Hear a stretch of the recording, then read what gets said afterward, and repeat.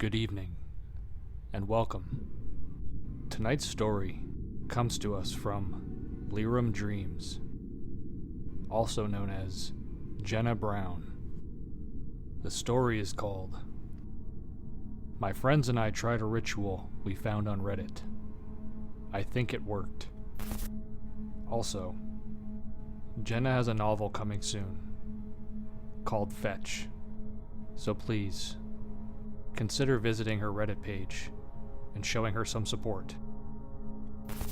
And if you enjoyed tonight's video, also consider liking, commenting, and subscribing to my channel. Thank you. Now on with the story.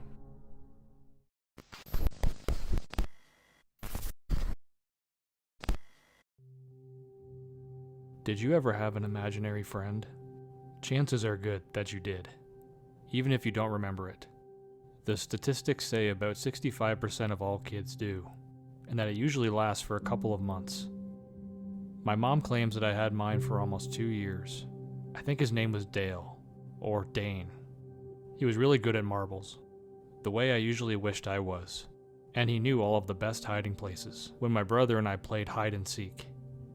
He was my best friend in first grade, but until Kat showed us the ritual, I hadn't thought about him in years. Of course, it was Kat who found the ritual. She's always lurking on r/paranormal and r/3kings. Joel and I aren't quite as into creepy shit, but Kat's been our friend since elementary school. She's a good friend. Weird interests and all. Also, a total badass at Call of Duty. She'd been after us for months to do one of her rituals, but most of the things she found just seemed silly or dangerous. What is the point of locking yourself in a room with a mirror? If you stare into it long enough, of course you're going to see something. And if you get a bunch of people together and go stumbling around in the dark, someone's going to get hurt. We tried to tell her that we didn't want to do the rituals, but she persisted. Kat's like that. She doesn't really take no for an answer. On Friday, she showed up at Joel's house with a sheaf of papers clutched in her hand. We were sitting around, playing some Madden, when she started banging on the door, like she was there to serve a warrant. She was practically vibrating when we opened the door. I took a step back, but she shoved the papers into my hands before I realized what she was doing. Look, Remy, I found a ritual you guys can actually do. Nothing dangerous, nothing stupid. This is the one. Joel started to protest, but Kat was already pushing past him into the house. She sprawled on the couch, so far back that her sandals dangled a couple of inches off the floor. Her foster parents don't let her shave her legs, but I caught Joel checking her out anyway. He's always kind of had a thing for her, but Kat's totally oblivious to that kind of stuff. Just read it. Joel squinted at the printout. Ritual for summoning your imaginary friend, he read, shaking his head. Regain your creativity, your innocence, and your power. Give me that. He snatched the papers, and I had my eyes on Kat. She was jittering on the couch, like an over-caffeinated kid on Christmas Eve. Her brown eyes were shining with excitement, and she kept messing with her hair, twisting one strand around her finger and flipping it from one side of her part to the other. See? It's perfect.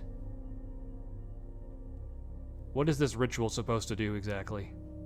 I put my hand out for the papers, but Joel was still reading. He yanked the ritual away from me and slumped down on the couch next to Kat, flipping to the next page.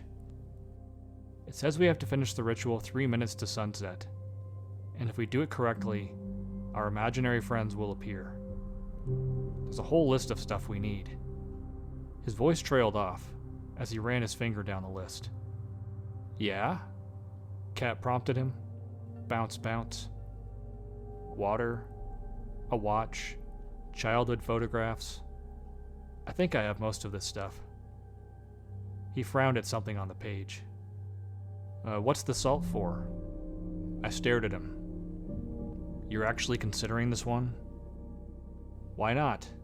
Joel shrugged, and Kat broke into a big, sunny smile. I did a double take. Kat doesn't smile much. Her front teeth are crooked, and no matter what we tell her, she's always been self-conscious about it. It doesn't look dangerous. We just lay out this stuff and invite our childhood friends to return. I threw myself back into Joel's old recliner, wincing as the mechanism inside squealed warningly. For what purpose? I mean, I can get behind wanting to reconnect with part of your childhood, but what good does it do to summon your imaginary friend? Joel closed the packet and handed the papers over to me. He looked at Kat for a long time before he answered, and when he finally did, it seemed like he was talking more to her than to me. I was a really happy kid, he said. I wouldn't mind getting that back. Levi and I used to have all kinds of adventures in my dad's house. Yes! Kat clapped her hands and threw her legs over Joel's. Come on, Remy. There has to be something about your childhood that you wouldn't mind getting back. The ritual says we can ask our childhood friends questions, and that sometimes they'll give us a gift if we ask nicely. If we ask nicely. Like something was out there, deciding whether or not we were worthy. I shivered. Then I looked at the two of them and thought about it. Really thought about it. The way I suspected neither of them had actually done. Kat was right. I did have some questions. And what was the worst that could happen? Neither Joel nor I was any stranger to making fools of ourselves. And it would be pretty badass to see Dane again. Even if it was only imaginary. I looked up. Kat beamed at me. She was thrilled that Joel was in. I sighed.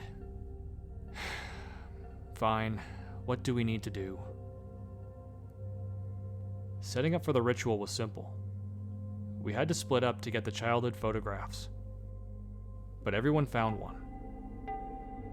Joel found this great picture of him with his hair in micro braids.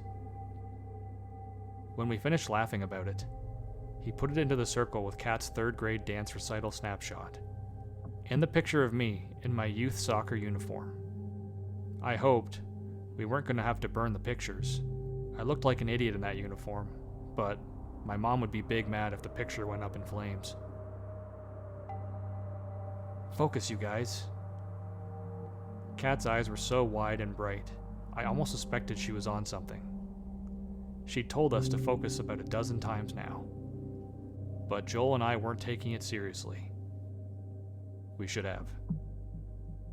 Yeah, Remy. Joel poked me with the bundle of sage. Stop fooling around. This is important to Kat. I brandished the salt shaker. I'm over here doing my job. You are the one horsing around. Stop it! Kat had both hands on her hips, her eyes flashing. I really need this to go right, you guys. I yawned, righting the salt shaker and sidestepping Joel as he tried to poke me again. Why is this so important to you, kitty cat?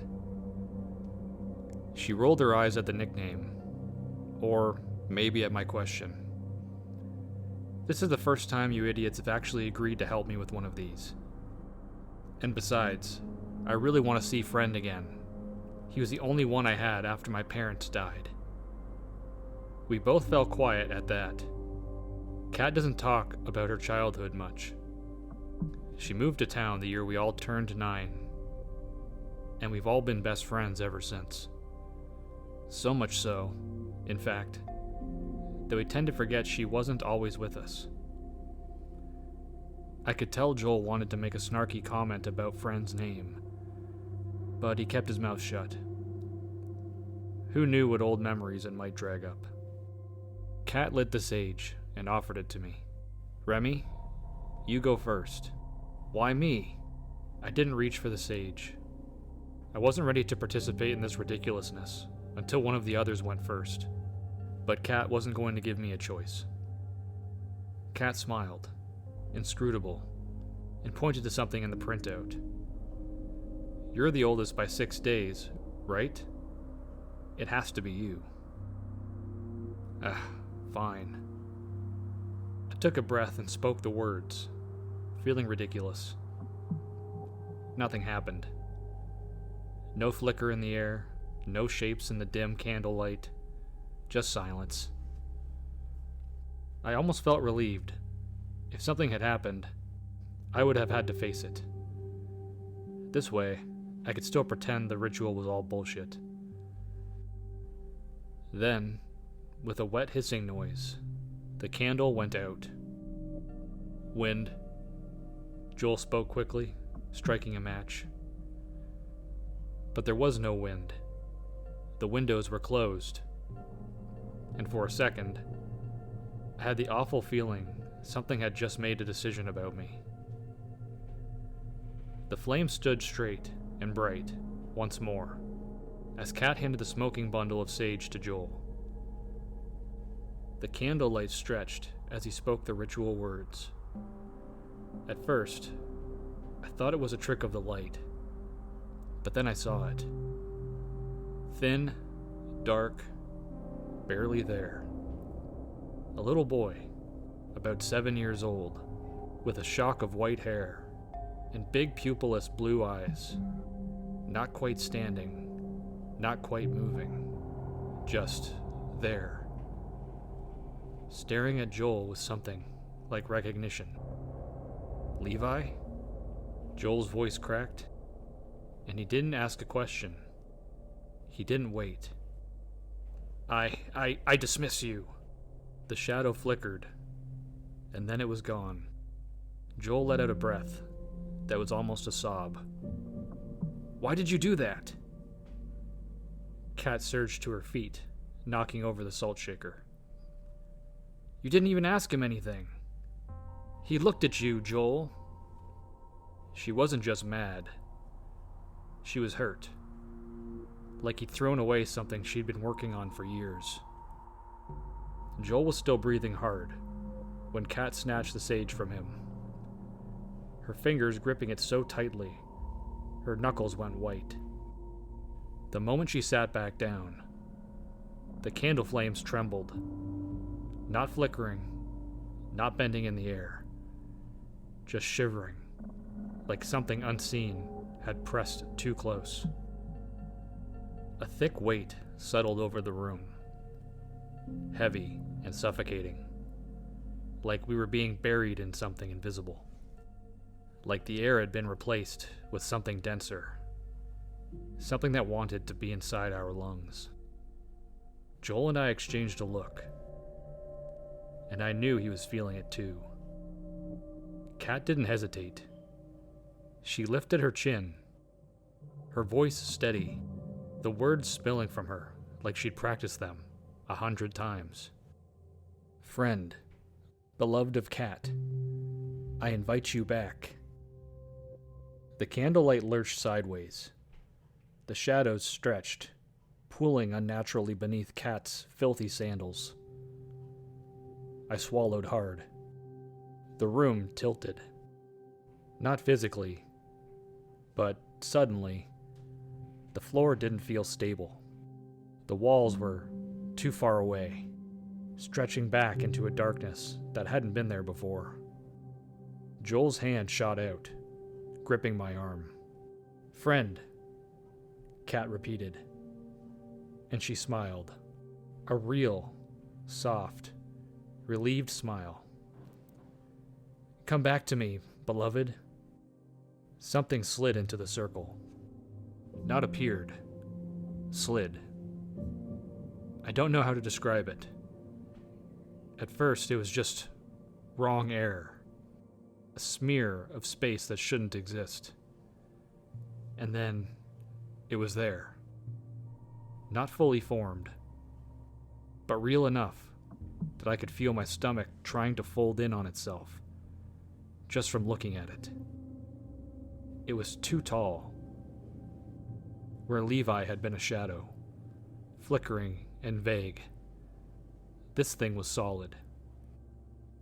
A thick, sinewy shape, hunched and waiting. I didn't want to look at its face, but my eyes kept pulling me towards it.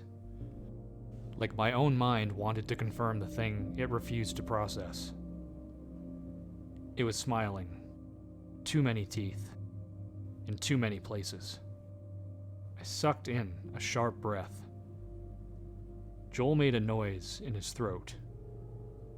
But Kat just beamed. "See, Remy?" Her voice was barely a whisper. Reverent. "It works. He came back." As she spoke, the thing moved toward her. A twitch, a jerk, like something shifting under its skin. Like it was learning how to wear its own shape again. Its limbs cracked as it reached her. Joel grabbed my wrist again. "Nope, nope, nope, nope, nope, nope, nope. Kat," I whispered, barely able to get the words out. "We should stop." But she didn't look scared. She didn't say the words to dismiss the monster. She looked happy. Joel yanked hard on my arm, and for the first time, Kat's expression sharpened. "Go!"